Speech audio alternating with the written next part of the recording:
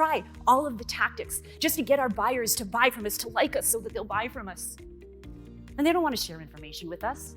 We try to persuade and influence our buyers, and they ignore us. Have you heard of the new golden rule? Those who have the gold make the rules. And that means our buyers. So what do buyers want? And this is important to understand. A university, Stanford, put out a study, and they wanted to understand what is the impact of asking these type of open-ended questions where people elaborate on what they think. And what they found is that when we ask those kinds of questions, it enables us to better understand the person that we're talking to. As salespeople, it helps us understand our buyers, that thing that buyers complain that salespeople don't do. But the most interesting thing of this study was that not only does it help us understand our buyers, it helps our buyers to come up with or be open to ideas that are different from what they were thinking before. And the good news is that you can practice this on anyone around you. In fact, I challenge you all later today when you go out to lunch or your coffee break, start asking some of these open-ended questions of your colleagues and your friends. You'll be surprised by the things that you learn and the relationships that start getting deeper as a result. I will warn you, though, that you can also do this on anyone around you, like your waiter, the Uber driver, the grocery store clerk. Full disclosure, be prepared to hear people's life stories. Have an exit strategy. People actually have 6 questions that they need to ask themselves in order to get through and feel comfortable making a decision. Now, these types of questions not only help you to understand your buyers, to help them to see things differently, and to build trust with them, but it also helps you to differentiate yourself. Felicia, are you here? Yes. So I asked Felicia last night, what is the #1 question that you want me to answer tomorrow? And this is what she said. I want to know, how do I differentiate myself from all of the other things out there? How do I tie what they've shared with me in my discovery conversations to how I solve their problem, and how does that stand out to them? Did anyone catch Michael King's post on LinkedIn a couple of weeks ago about how to use your story in the sales process? Yeah. Did you see my comment? Okay, I'm going to give it to you now. The thing is this. Your story is absolutely important in the sales conversation.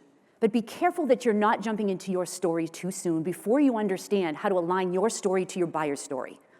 When I workshop with clients, not only are we aligning the questions that buyers have to the questions that you need to ask, but we're also taking the answers from each of those questions and incorporating it into the story that you need to tell to differentiate your solution. Now, because I'm such a sales nerd, I needed to find some research about this.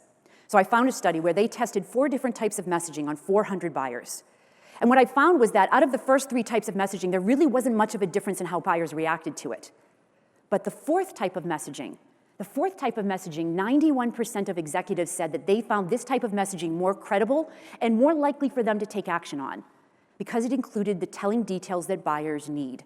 You see, when you ask these types of open-ended questions to uncover the problem that they have, the impact of that problem, the cost of consequences if they don't solve this problem, what they want, the kind of results that they want to see, and what obstacles have stood in their way before. When you take the answers to those types of questions and bring it into a story that tells them, when you work with us, not only are you going to be able to achieve your goals, we're going to help you to solve that in a quantifiable way, and you align your story with that, that is what's going to make them more likely to take action, remember you, and differentiate you from the competition. The next step to changing your beliefs and your behaviors is to consider what I call your sales origin story. We have all had some kind of an early sales experience that really give us this perception of the things that we don't want to do and that we don't want to be. For a lot of us, it's not a good story. My sales origin story actually started when I was very young because I grew up in a family of business owners and entrepreneurs.